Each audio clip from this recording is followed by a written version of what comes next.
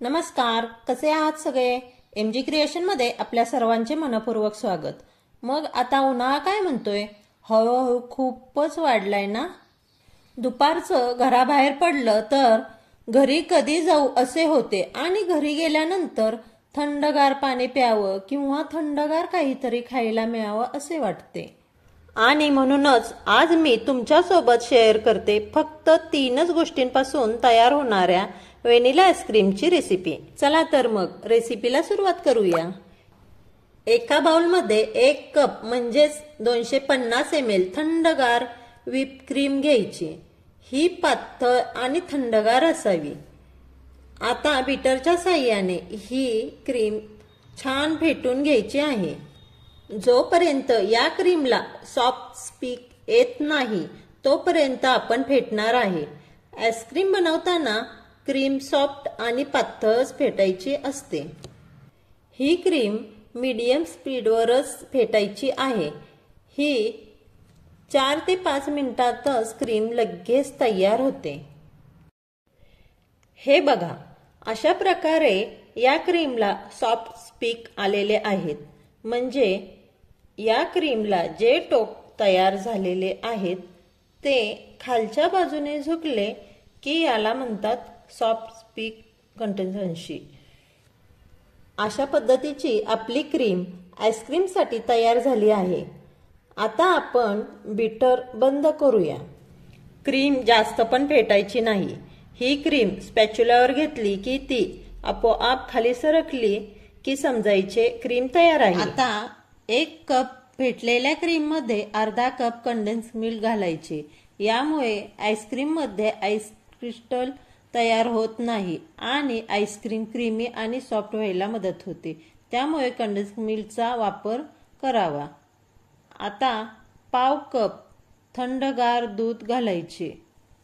कच्चं म्हशीचं दूध वापरले तरी चालेल, पण ते थंडगार असावं. आता हे स्पॅच्युलाच्या साहाय्याने कट अँड फोल्ड पद्धतीने मिक्स करायचे आणि नंतर बीटरने जास्तीत जास्त 12 ते 15 सेकंद मिक्स करायचे. म्हणजे आपले व्हिप क्रीम, कंडेन्स मिल्क आणि दूध चांगले एकजीव झाले पाहिजे. तरच आपले आईस्क्रीम छान सेट होईल. अशा पद्धतीने आपले एकदम टेस्टी आणि झटकीपट आईस्क्रीम तयार होईल. आता यामध्ये इसेन्स आणि फ्लेवरिंग ॲड केले की झाले आपले आईस्क्रीम तयार. ही बघा, आपल्या आईस्क्रीमची कन्सिस्टन्सी अगदी परफेक्ट झाली आहे. याच्यापेक्षा घट्ट नको, थोडी पातळ झाली तरी चालेल. आता या आईस्क्रीमला मी 2 बाउलमध्ये घेतले आहे. एका बाउलमध्ये मी फक्त व्हॅनिला इसेन्स अर्धा टीस्पून घालते. हे मिक्स केले की व्हॅनिला आईस्क्रीम तयार. आणि दुसऱ्या बाउलमध्ये मी घालणार आहे अर्धा टीस्पून स्ट्रॉबेरी इसेन्स आणि 5-6 थेंब रोज पिंक लिक्विड कलर.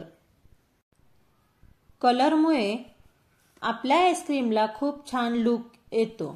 तुम्हाला आवडत नसेल तर कलर स्किप केला ना तरी चालेल. तुम्ही बघू शकता, अशा पद्धतीने आपण जगातील कुठल्याही फ्लेवरचे आईस्क्रीम या बेसपासून बनवू शकतो. तुमच्याकडे मँगो इसेन्स असेल आणि येलो कलर असेल तर मँगो आईस्क्रीम तयार. थोडासा ग्रीन कलर आणि पिस्ता इसेन्स असेल तर पिस्ता आईस्क्रीम तयार. बटरस्कॉच इसेन्स आणि थोडा येलो कलर असेल तर बटरस्कॉच आईस्क्रीम तयार. अशा पद्धतीने तुम्हाला हव्या त्या फ्लेवरमध्ये तुम्ही आईस्क्रीम बनवू शकता. एवढा हा मस्त आणि परफेक्ट बेस आहे. हे तयार केलेले आईस्क्रीम एअरटाईट डब्यात भरायचे आणि रॅपिंग करायचे. म्हणजे ते प्लेन होते आणि त्याच्यातले एअर बबल पण निघून जातात. हे बघा, आपले स्ट्रॉबेरी आईस्क्रीम पण तयार झाले आहे. आता हे एअरटाईट डब्यात भरायचे आणि त्याला 2-3 वेळा अशा प्रकारे टॅपिंग करायचे म्हणजे ते छान प्लेन होईल। आता या दोन्हीही डब्यांना सिल्वर फॉइल पेपर लावा म्हणजे आपल्या आईस्क्रीममध्ये अजिबात बर्फ तयार होणार नाही आणि नंतर झाकण लावून डीप फ्रीझरमध्ये 7 ते 8 तास सेट होण्यासाठी ठेवा। 8 तासानंतर आपले दोन्ही आईस्क्रीम मस्त तयार झाले आहेत। या आईस्क्रीममध्ये कस्टर्ड पावडर किंवा कॉर्नफ्लॉवरचा वापर केलेला नाही, त्यामुळे हे उपवासाला पण चालते। आता हे मी स्कूप करून दाखवते। हे पहा किती मस्त क्रीमी आणि खूपच टेस्टी झाले आहे। आता हे आईस्क्रीम टुटी फ्रुटीने गार्निश करायचे। टुटी फ्रुटीची लिंक मी डिस्क्रिप्शनमध्ये दिली आहे। कशी वाटली माझी रेसिपी? आवडली असेल तर लाईक, शेअर आणि सबस्क्राईब करा। थँक्यू।